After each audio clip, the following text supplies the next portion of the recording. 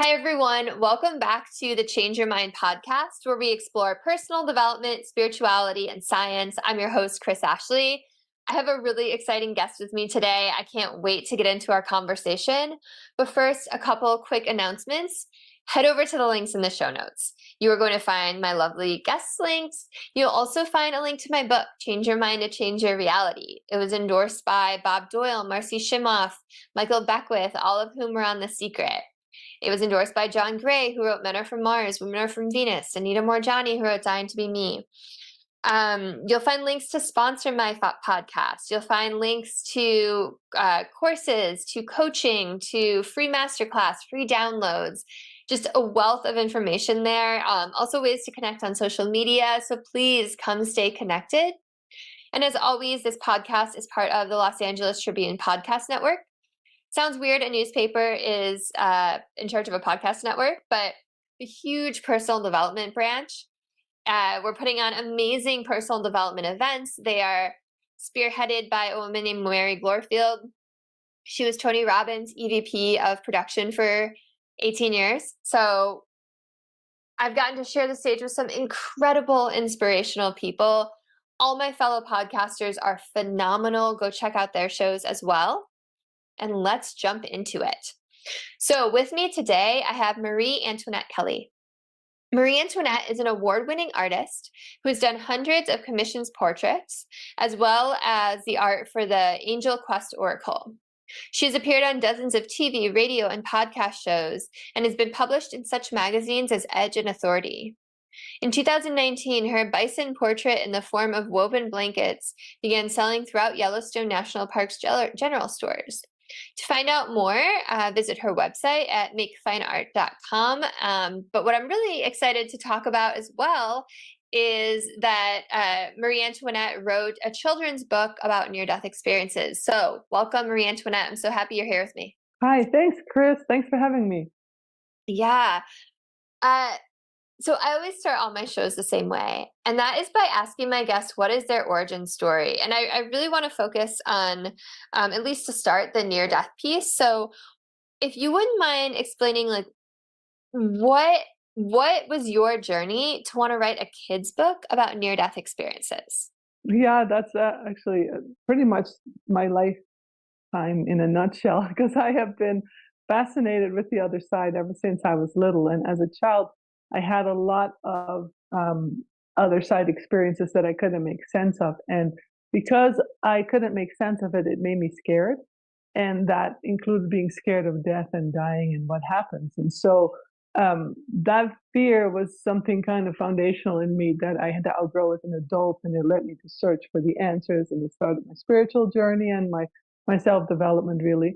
And so along that journey, as I got the answers, I started to realize how powerful it would be if you as a child grow up with the knowledge that the other side is real, that there is life after death. And there's so much information about that out there now. So many people have had a near-death experience as the medical world keeps advancing, and they come back with stories. And while they're unique, they have fundamental ingredients that are all overlapping. And so I decided to take those fundamental ingredients and make a children's story that was based on the one particular near-death survivor, and that was Daniel Brinkley.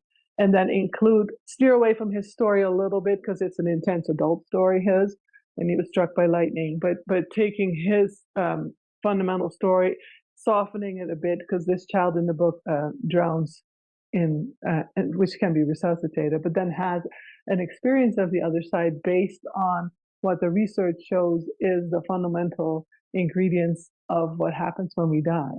And I put that out there, first of all, because it was healing to myself, but also because I figured I'm not the only child in the world that's afraid of death, and would like to understand this right from the start, rather than having to find your answers as a grown-up for the first time.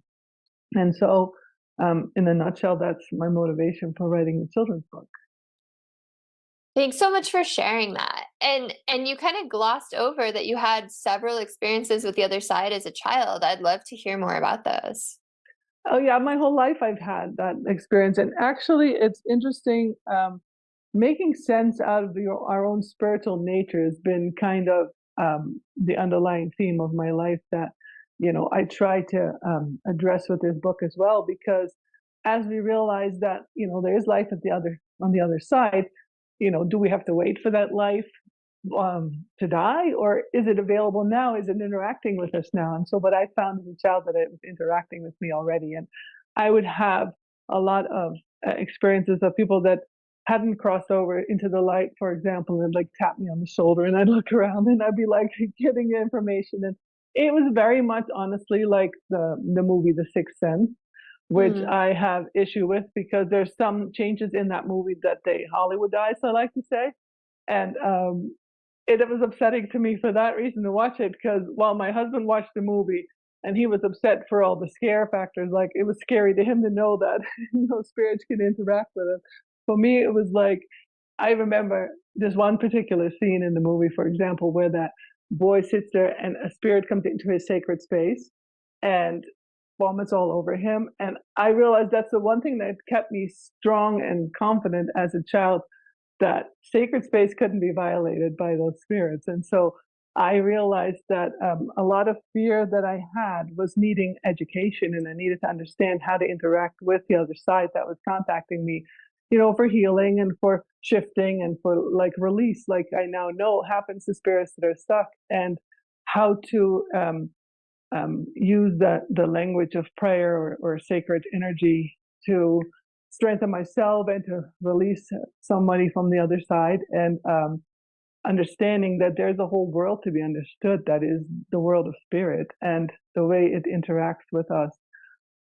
So as a child, that happened a lot, and so these answers started coming as I grew up, and from simple things, even not even just people that had passed away, but one time, this as an adult already, but my sister was visiting, and she still lives in the Netherlands, where I'm from.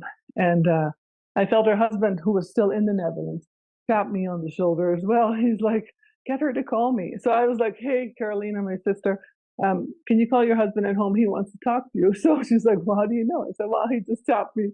His spirit just tapped me on the shoulder." So she called him, and it turns out that he had just fallen out of bed with a nightmare, and he just wanted a little comfort and connect with her. So And wait, so, hold on. Was he aware that he had tapped you on the shoulder? no, no, he was needing her though. So when she called, it confirmed that he did need her and that he wanted to talk to her. So he must have sent out like a message, like "I want to talk to her," and that message landed. He wasn't like conscious of tapping me on the shoulder. He was just sending out like some SOS to his wife to call her, and I happened to pick it up, and in the ether, so to speak. Yeah. And so it's the language of the other side. I realize is very practical, at the same time very real, and sometimes it's just interwoven with everyday life, but in a way that we make more of. I mean, I don't want to sound like it's a bigger deal than it is. For me, it's very practical at this point, and I wish to impart the practicality of the reality of the other side to children. And that's what the children's book is. The subtle reasons for that children's book are all to highlight life goes on, and there is a reality of spirit that supplements our everyday existence in the physical world. And I hope I answered your question. You did. So you also told me while we were in the green room that you were dead for 2 minutes at one point. What's that story? Oh, well, actually, my I gave birth to my son. It was a trauma birth, and so this is 18 years ago. He was dead for 2 minutes. I was dead briefly, and then unconscious for like 8 hours, and came back. And this is actually after I had already written the children's book, and I had already been studying near-death experiences. And because of my childhood with my interactions with the other side, it was always a pressing quest inside of me to figure out how the other side really fits here for myself, rather than taking other people's word for it. So that led me on to studying other people's near-death experiences. And when we had the trauma birth, um, I was basically he had there were circumstances that led up to it, and so in the moment that I abrupted and I'm basically bleeding, to death with him still inside of me. Anyway, I don't want to go into the gory details. So Yeah. in that moment, there was 60 seconds to save my life.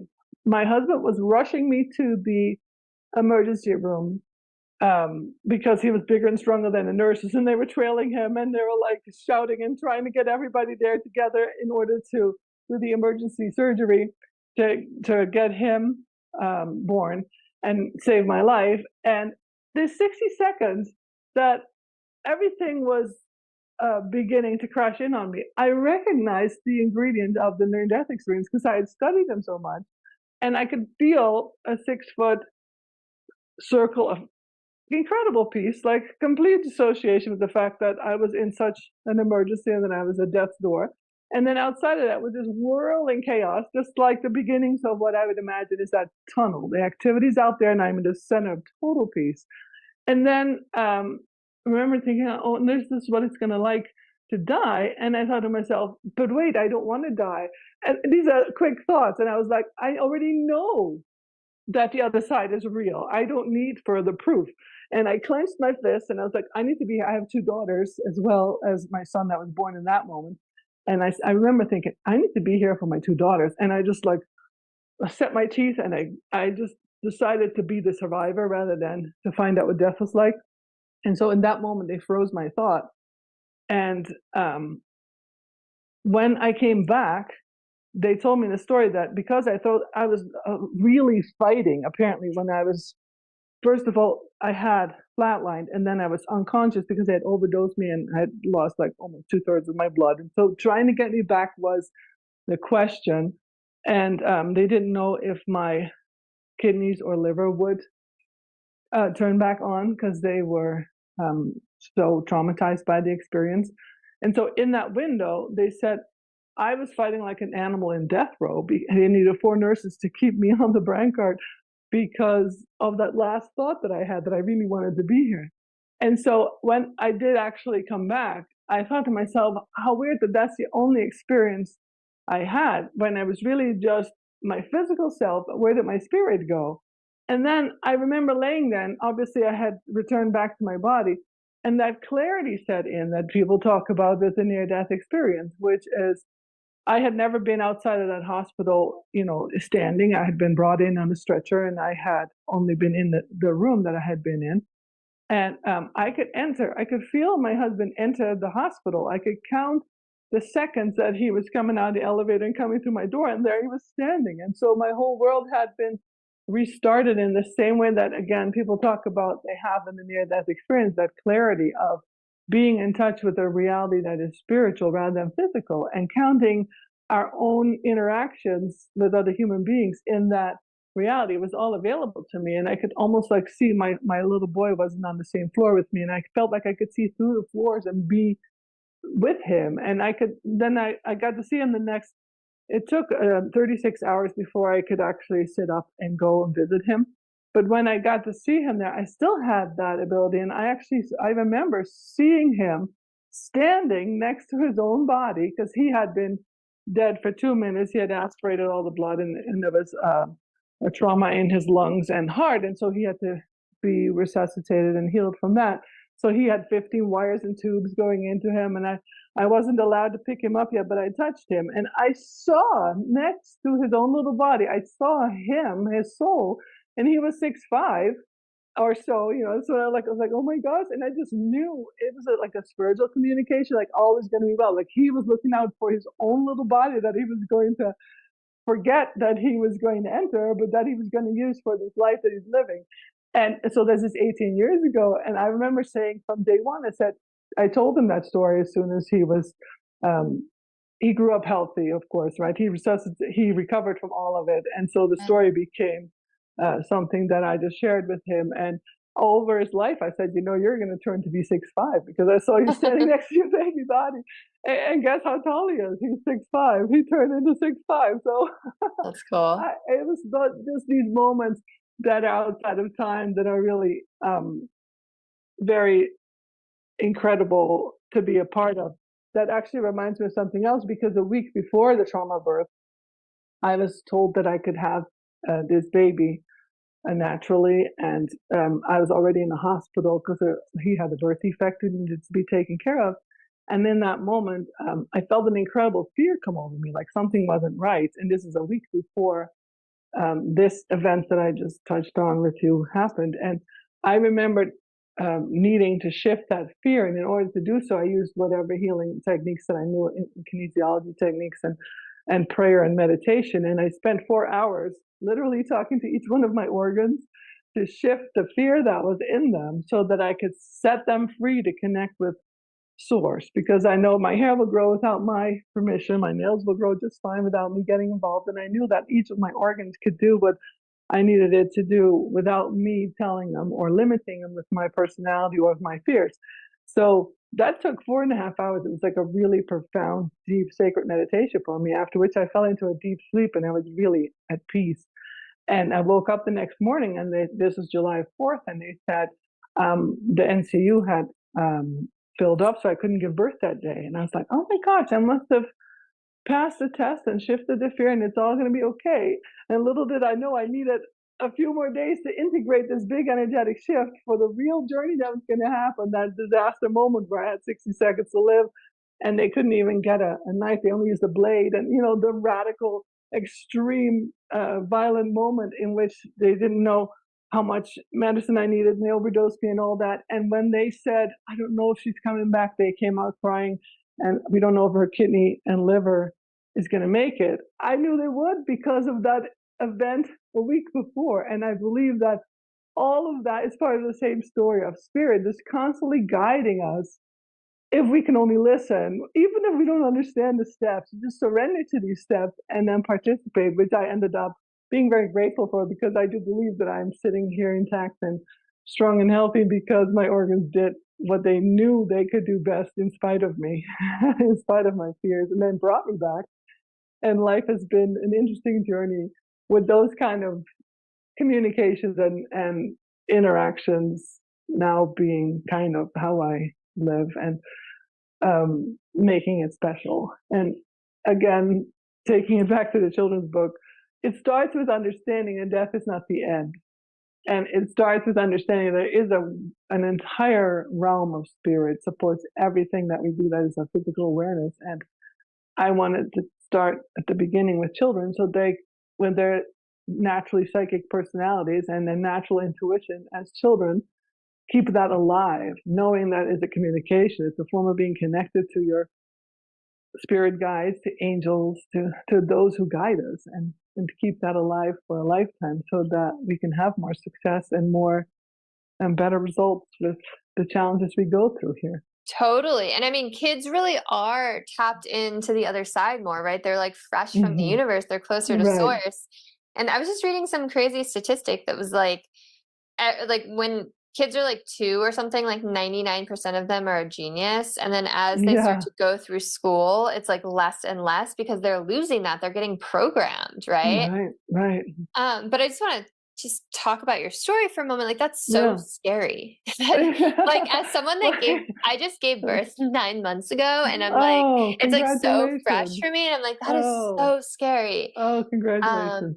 Thank Yeah, you. and But that's like, why I'm reluctant to tell it, because I don't want to go into the fear of it. And there's a lot of gory details that would sound like a horror story. But what I was protected by the entire time yeah, was the connectedness to the other side, which was really right. holding me and steering me. And my husband is the one that came away with the PTSD, and I didn't. Oh So my gosh, I because can't of that imagine how connection, traumatizing that was for him. And like, it was, I, yeah. I love that you made the choice, like in that moment where you clenched your fists and like clenched your jaw, and you're like, okay, I actually don't need to know what it's like to die Right, because I've done the right. research. Like, I need to be here for my kids. Like, I'm Yeah, meant to be here. And like you hear yeah. that. Like, I'm also we kind of talked before the show. We have a lot of similar interests. I've also studied so many NDEs. I've read so many books. I've watched so many. I Hmm. just had Paul Perry on my television show, and he co-wrote all the books with Dr. Raymond Moody, right? So like Right. literally like he has all the stories. And where was I going with this? Oh, so much of it, so many of those instances, like the person has the choice if they want to come back or not, Yes. right? Right. And it's like you made that choice before you even I went to the other did, right. side, and so Yeah. it's almost like, I realized okay, I we're was not, and I almost, wonder like, if that's why you spoiled. didn't, like, see anything, Mhm. right? That's why you didn't have that classic thing, because you already made that choice, and you're I like, think part of it, I think the other part of it, the heavy medicine that I was under, I think they were affecting my spiritual faculties to some degree. But, because it was such a smack to my consciousness. But at the same time, by the way, Paul Perry endorsed the book, and so did Anita Morjani. Because, amazing. They're both yeah, incredible human beings. yeah. And they read this book and they said it is the story for children that is true to the experiences that are out there. And it is true that you make these choices and that we, each and every one of us do. That's And awesome. in that moment, I remember feeling almost like greedy for wanting a near death experience out of it, because it's one way to romanticize it, but a near death experience comes with a lot of pain. Let's be real about it. To die and come back is a lot of suffering in your body that you have to shift and work through. And the beauty is the blessing of the great story. But if you can get that beauty and the blessing of a spiritual connection without the suffering of having to die first, that's all the better. And so I realized that I had enough of those experiences to stop doubting. I was like a doubting Thomas, and I was like, just embrace it. And I since then, before this experience 18 years ago, I was the kind of person always wistful for the other side. I was missing my heavenly home. I knew it was out there, and I wanted it back. And I was like almost dismissive of the earthly experience. I never really, did the party life or anything, because it couldn't it couldn't like touch what I was feeling. Um, the other side really holds for me. When I had this dramatic experience and I made that choice, like you just said, I calmed down. I was like, you know what? I'm here. This is a profound experience to be alive. I can't just discard it and think the other side's better. I'll get there in due time. And I calmed down and I finally started living the life that I feel I'm here to live, that appreciates what we do here, how we create here, which is another sub theme for my children's book. That I think when you understand where the pieces fit, that there is spirit, that there is matter, and that they both support each other, you don't have to go through these moments of angst that you want to be somewhere else and not here, versus um, only here and forget about the other side. Each has its proper role to play, and I feel much more alive now, interestingly, because I have consciously embraced the reality of spirit while also fully being grateful for the fact that I have a body and that I got to live, that I got to Yeah. stay alive and be here and be part of it all. So that kind of straightened that whole dilemma out for me. Totally. I appreciate everything you said, because as you were talking about how, like, you kind of, I think you said, selfishly wanted one. Like, I Yeah. totally relate to that. Like, so my dad and my, like, heart dog both passed away within the last, like, year and a half, 2 years. And as I was getting my labor was coming sooner and sooner, like, I had that thought, and I even said it to my husband. I was like, I want to, like, have a near death experience while I'm giving birth so that I can see my dad and Soda again. Yeah. And my husband Yeah. was like, don't you dare fucking do that to me. Like, He kept it but real. but you just said something that totally Hmm. resonated, though. You're like, I already have those experiences, Yes. and the truth is, like, they visit me all the time. Like, I've had so Right. many experiences with them, Hmm. and I just appreciate what you said, because it just kind of, Hmm. like, came full circle for me. It's like, yeah, I don't need to do that because they are here and I do have those Yeah. experiences. So thank you for saying that. That's And the very much the rest of my journey too, is to realize that what I really had to tame is my rational mind that wants to pluck it apart and understand it from a place of like proof, rather than yeah, the gentler side that gets the proof in the synchronicities, in the information. Now, how could you know something so accurately instantly, the way spirit communicates? And so there's lots of proof, but it doesn't come in these hard and solid facts that you can dissect. It's just in a more of an opening of your heart and a softening of my being. And that well, made the relationship very natural and very everyday.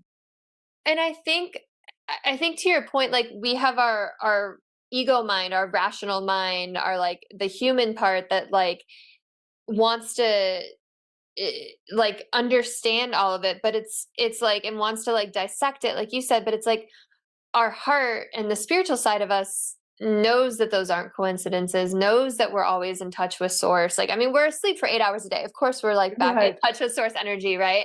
right. But it's like our ego mind is like kind of becoming that filter. Yes, So we're always in touch with right, it, right? right. And I'm hoping that because children don't have their ego mind yet. That starts to Right. really develop in their teenage years. And so if they already are aware of the reality of the spiritual communications and connectedness, then that is like a muscle that won't atrophy and it'll become part of life as they grow up and evolve. And then hopefully the existential crises will be less in their teenage years and the answers and the balance in life will be more graceful and natural as they keep those faculties open. Those are all kind of wishes of mine that I hope a book like teaching us what happens when we die can begin to facilitate or set in motion. So can I ask, like, I'm assuming that you instilled all of this kind of knowledge in your own children. Hmm. I mean, how do you think that that's affected them as they've grown up? Because again, like I have a 9 month old, I'm thinking about all this stuff. Right, I have Neil Donald Walsh's Little Soul in the Sun and like all of right, these books, which is like the most yeah, beautiful book ever too. I'm totally gonna buy yours right. for my kid. Thank But you. how is like instilling that kind of knowledge changed your kids or affected your kids? They have grown up to be the most beautiful, balanced, insightful, intelligent human beings. My boy is now 18. My daughters are in their late 20s, and they have kids of their own. So I have grandkids now. Oh, And nice. I just see the strength in them. I just see the balance in them. I see their ability to face challenges of the everyday that allow them to look for answers. Because when you have a spiritual connection, you just know that if you ask the right questions or you listen profoundly enough with your deeper senses, that you can find answers to problems. And so they're really strong people. They're really just the kind of people that I now admire and have seen just grown up to be really just complete human beings. They'll have their struggles, but they know now how to draw on all of their being to get through stuff, and they just live the most amazing lives, and they're very inspiring. I notice in their own way they're very inspiring to their generation and other people. So again, I think that's the power of spirit working through us all. That the language of inspiration is so strong, and I Yeah. see that in them. They're beautiful people. That's really cool. You light up when you talk about them. And and it makes me Yeah, think about what we were just saying too, where it's like, kids are so much more in touch with source. And like if you even have like all those children talking about their past lives that they remember yeah. and stuff. So Hmm. like, do you feel like incorporating this kind of stuff into your kids' lives made them not lose that genius, made them not lose touch with that other side? Like, do you feel like they still remembered all of that? Like, did it play a Well, part? yes and no. Some of the things that I remembered for them, obviously more of a curiosity point of view, and so they have their own growing to do, and they wrestle with their own spiritual questions of what's true. And I've learned from my experience and seeing in them that it's as much as I want to find answers for them, it's really the answers they find themselves from the other Mm. side that are the lasting ones and that are really causing the breakthroughs. But the tools of how to do it, like Marianne Williamson's Emma and Mommy Talk to God is like teaching you how to just make simple prayers for people and just these children's books that Neil Donald Walsh, hopefully this one about Danny's Day in Heaven, they do plant the tools in the children so that as they grow up and they mature, they can. I've always set them free to find their own spiritual path and not limited it to one religion or the other. And so they're finding inspiration in numerous ways now, but the answers that they find for themselves coming from the questions that they had for themselves are the ones that really stick. And so whether I had flashes on their past lives or not didn't matter so much. That was more of like um, curious to them, but not necessarily defining. They are doing it on their own. I guess that's Yeah. also part of being a parent too, right? Like you can Yeah. tell the Right. guys that like they Yeah. have to experience Yeah. it. But knowing about the spiritual language, like knowing about your chakras and things like that, these are important energy centers in your body. You can't underestimate the power of understanding all the tools that we have access to in life. It's really for mental health, emotional health, physical health, spiritual health. It's Totally. making very integrated people. So I'm really happy that I was able to contribute some, and that they are open to those tools. I do think it makes for a balanced human. Absolutely. Yeah. And knowing, just knowing that like we're not alone, that we have Mhm. guides and that we are so much Yes, more than our physical yes, bodies. yes, Like you said, it gives yeah, them more hmm, tools in their toolbox so that when yes. challenges do come up, there's a different perspective than maybe there would have been. Yes, and teaching them about the nature of the subconscious and how you can have program blocks in your own being that Mm, stop you from perceiving a spiritual message, for example, because if you don't have the freedom within you or of your own fears or a programmed mind that is set in its ways, knowing just the parameters of the matrix we exist within, I suppose, is really powerful. And they do knock on my door if they have like big pressing questions, like, "Hey, can you help me sort through this?" But I think, again, taking it back to the children's book, it's super important to give tools rather than answers, and letting them find the realities of spiritual guides or guidance for yourself through your own experience rather than somebody else um, so doing it for you. yeah, totally. Yeah. So what age is your book made for? Like, what age does someone start reading that kind of I mean, I'm already reading my kids that kind of Yeah. stuff, but like, I mean, when do they really start to like have those conversations? Well, I think it depends on the child. For me, it was always part of my life, but my children um, were really open to it as little kids, and then as they matured and the rational mind kicked in, the ego mind kicked in, they naturally got scared of it. What is death really like? Because they have the emotions come in with it and stuff. So it's a maturation process because the subject is so big. But this book is particularly lighthearted and positive to introduce the nature of spirit, and it's very much geared towards children 6 to 10 years old.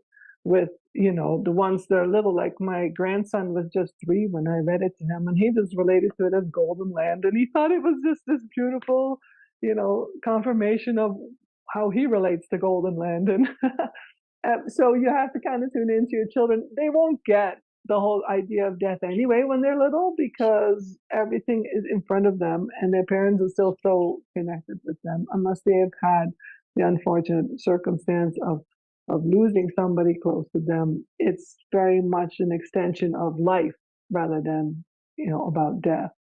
And so that's a natural extension of life going on beyond death. When you get to the older children, you're dealing more with the grief, which is the language of the body, and our physical reality dropping, a person dropping out of that. Where did they go? So the questions come, and so this book answers addresses a lot of those questions. But the deeper personal questions are, I believe, within the domain of the parents anyway. So you have to fit that within your family discourse and your own family philosophy, and take it the distance with how you are raising your own kids because Totally. the emotions come in. Yeah, I mean, you kind of answered what my next question was, but just, like when someone has passed away and crossed Hmm. over, like what have you told your kids like when they were young? Like, did you kind of like go into the whole thing or like, it's kind of an interesting thing to think about. Yeah. Well, for me, it's always been a natural lifestyle because for me, like I said, as a child, I had, a lot of spirit like knocking on my being. And I learned from that it's the unresolved life, the lives that haven't really completed what they were here to do or somehow got lost along the way within something that trapped their experience of who they could be or what they wanted to be in life. And I've always taught my children that we are here for a purpose. We have something written in our hearts that we are trying to remember, and it's up to us to kind of learn to tune into who we are and remember, and then contribute that. And if a person has had a fulfilling life or had a chance to contribute from the love of their heart, I have minimized the grief of the circumstances, knowing that they're not really gone. They've moved back into spirit, and they got out of life a beautiful experience. So it's something worthy to celebrate. And so we have taken that approach in a lot of cases. It's always harder when somebody dies through like a trauma or an accident or something because Yeah. I've come to realize what you grieve more than anything is the unlived portion of their lives, not the portion that they got to live, the part they couldn't live. And so it's that then opens a whole um, um, avenue of exploration of letting go and of the purpose in life, and more like Buddhism, and just knowing that attachment is the reasons for suffering. So you get into the spiritual philosophies to try and make sense out of the heartaches that we all go through. But in general, it's been presented to them and become very natural as a continuum, where we exist before we're born and we exist after we die. And you try and maximize who you are by discovering who you are. Okay, And I don't bringing. I don't know if you like see me tearing up over here, but what you just said was so profound Oh, thank you. that you grieve the unlived portion. Yeah. Yeah. That is so true. hmm That is so, so true. And, I'm thinking about like my own dad passed away 3 months before I got pregnant. And like that's been so hard, like being like, oh, you're missing all of this. And you're Yeah. you're so right. Because Right. you hear people say all the time, like, oh, grief isn't for the people that go because they're already in like an amazing place and they're on their next Right. adventure or whatever. It's for us. But it's like, or you hear like grief is love, and it's like, yeah, oh, that's true, but like I've never heard someone say it as like just true as you just did. Thank it's you. it's like the what if or what could have been. And that's like such a lesson, like you said, in letting go of control, hmm because that's not necessarily what life is about, right? Right. But I also want to comfort you because I'm a portrait artist first and foremost before this book came into being. And as a portrait artist, I get to paint a lot of people that have passed away. And Mm. and so as I center in my heart during the painting process, sometimes I have experiences with people from the other side. And you having lost your dad reminds me of this story from a lady that I'd never met. And so for me, there's a confirmation in that because my rational mind didn't know nothing about her. It was just a commission through the internet, and I had to paint this person. And this is in the early days when I was first learning to listen to my intuition, and I was still kind of like battling in my head, like, oh no, that's weird, don't do that. Yeah, you know that. And Yeah. learning to listen myself. And I felt very strongly prompted to set this person's head and shoulders and face in the stars. And that was I felt at the time that that was really out of the box because I was, doing classical portraits at the time, but I just felt compelled. And I was putting him in the stars. And as I was painting, I was like starting to jam away to this John Denver songs. And I was like, I like John Denver, but all these songs, I just like was compelled to put it on. And I kept hearing these phrases, how I love my lady, and how John Denver sings.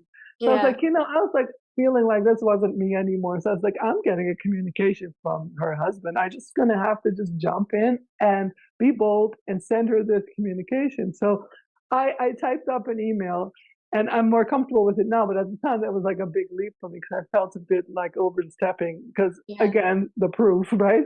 So I typed an email. I said, I feel like he's very much here, and I keep having to put him in the stars, and he just so smiling, and he's just so happy to share how much he loves you, and I feel like it's coming through his music. So she wrote me back an email, and this is important for you with your dad, I believe. And she said that every morning she leaves at 10 o'clock in the morning to walk their four doggies. They were like schnauzers or something. And she walked all four of them while she was listening to John Denver songs, crying because she was missing it so much. And she was so sad that he wasn't there with her. And I was like, will you stop crying? Because he's clearly there. He's harassing me with his John Denver songs. You're like, I don't want to listen to any more John Denver. He's there with you because how did I know she was listening to John Denver on her walks every morning? He's there with. That's so And then cool. she said he was dying of cancer, so he actually made his poems. He chose his own memorial poem for his memorial, and she said, "Let me share it with you after what you said." And it was a little snippet from The Little Prince, and it was, "In the stars I shall be living, in the stars I shall be laughing, and so it shall be as you look at the stars at night." I forget the exact words, but that you will feel my happiness fill your heart. And I was like, oh my gosh, that's why he's making me paint him in the stars. And he's just bright, so bright. And he has fulfilled without me knowing any of those things. He had fulfilled what he had set in motion as a physical being on the other side, and then confirming it through this portrait back to his lady, who he hadn't forgotten, who he had not been missing. He was on the walks with her, obviously, aware that she was playing John Denver songs. And so from that, I do a lot of reflecting, and I realize the barricades are in us. They're not in them. They go towards oneness, and the oneness is with us too, and so it is with your dad. The barricades are in us because we are incarnated in a physical reality where we have to separate out. We have to make something out of building blocks, and in that separating out, we naturally separate out from the ones we've lost. But they're in oneness, and they're with it all. They're not missing out. They are part of your life. He is part of your life. Is it a daughter? You have a daughter? Son, he's a son. A son, and your son's life. So I was comforted by that. She was comforted by that. And the stories continue as I do more portraits. But, people, I don't plan the confirmations. The confirmations just come knocking because I'm not the one generating them. It's the spirit of the person drawing that will generate them. And it's a very strong, convincing proof that we're so much more than our physical bodies, and we don't actually lose the ones we love. And that's another message in the children's book, that you never lose who or what you love, because the connection remains. That is a phenomenal story, and thank you so much for sharing it. And I didn't realize that's the cover of the book behind you, the painting. Because you started, I was like, I love that. It's so cool. Danny's Day in Heaven. Yeah, I hope I'm totally gonna buy it for my kid. I love it. The book is meant to be comforting because it is reminding us. It's not telling you how you should think of what it needs to be. It's set up as a reminder what you already know inside of you. You know something from the other side. Every one of us remembers something, and hopefully you'll recognize some of what you remember, and then you can expand on your knowledge by your own experience. So does in the book, and we only have like a couple minutes, but in the book, I know you said that he drowns, and then it touches on all the classic NDE things. So I'm assuming like the out of body experience, the life review, like all of that. Yeah. And then does he see people who have passed? Like what else happens? Does he end up coming back? Like what's the whole? Just if you could give it me like a quick little, Yeah, it's all of the above. He has the life review in which, and I did that on purpose because based on the life of Daniel Brinkley, he learned that firsthand. He wasn't a nice guy before he died the first time. In fact, he was in the army, and he actually ended up having to kill people on missions, and so he of course, I couldn't introduce that topic to children, but I made him a bully. And so he was a bully. And then when he drowns, he touches the other side. He touches a world of infinite love and support. Beautiful. You can see him going through the tunnel. And he's going in feet first, because that's one thing that Daniel observed. He went in feet first into the other side. That's amazing. So, the art is gorgeous. Did you illustrate it too? Yeah, I illustrated it. And so here's his life review, having all the vignettes. And so he sees in that all the moments of heartache and misery. And from that, he wakes up to the contrast of the much love that he finds himself in now, and how healing it is to be loved unconditionally. And then from that, he gets the message that, he's so much more capable of loving than he has allowed himself to be. And then he meets a second grade teacher who died, and realizes that she is still alive, and she is still learning and growing, and you never lose. He actually gets to meet his puppy, who he also lost. My God. You're gonna make me cry again. The geometric flowers and just the nature of energy. The art is stunning. Thank you. And then he gets, taken back to his body, and obviously he's resuscitated with a smile on his face, because the message is so profound that I am with you always. I'm only a breath away. Oh my gosh. Amazing. The connectedness, I feel, is what we all hunger for. I think so many of us feel lonely. We feel lost a little. We feel isolated. And it's the connectedness that begins the healing. And then from there, the magic unfolds. So that's my wish, to bring that to children. Amazing. Thank you Thank you. so much for sharing that. I'm just so grateful for you for coming on today. Thank you. I'm gonna go buy your book. And Thank you. hopefully a lot of other people will as well, because I think Yeah, it's really important. Like you said, we have fear when we don't understand something, and right.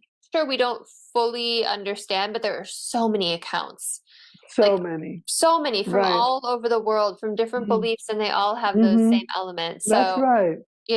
to say that we Yeah. don't really know what happens is like a little bit crazy. Yeah, it's like having to reinvent the wheel. You can't take Yeah. what's now out there. There's so much awareness out there. It's definitely Yeah. not a black hole. The black hole I used to be afraid of as a child is incinerated. That's no longer a thing. Yeah, totally. Mm, Yeah, and if mm. I'm sure, if you want to just take a moment to let viewers, listeners know where they can find the book, where they can connect with you, anything else you want to share. Oh, thank you. Well, the book is published through Beyond Words, so you can go on their website or you can find it on your local bookstore, indie shops, or also on Amazon. Also on my website, which is makfineart.com. And I have an Instagram and Facebook handle at makfineart. And if you wanted to drop me a line on email, I would love to hear your experience with the book or a story that you want to share, and stay in touch. Amazing. Thank you so much. Thank you so much, Marie Antoinette. It has Thanks, been Chris. such a pleasure. If you're listening, please send this to someone you think would resonate with it. Like, comment, share, subscribe, all of the things. And I will see you all next week. Have a beautiful rest of your day.